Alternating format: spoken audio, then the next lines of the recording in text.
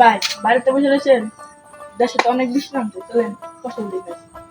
চল তো কি অবস্থা। আসসালামু আলাইকুম দর্শক, কেমন আছেন সবাই? আশা করি ভালো আছেন। দীর্ঘ 3 মাস পর আজ বৃষ্টি হয়েছে। দেখেন ফসলের আবাদ কি হয়েছে, সম্পূর্ণ ভিডিও আজকে দেখাবো।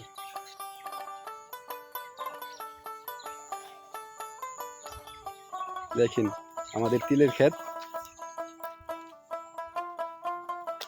সব বাতাসে শুয়ে পড়ছে। দেখেন কি অবস্থা হয়েছে, এত পরিমাণ বৃষ্টি হয়েছে এখানে।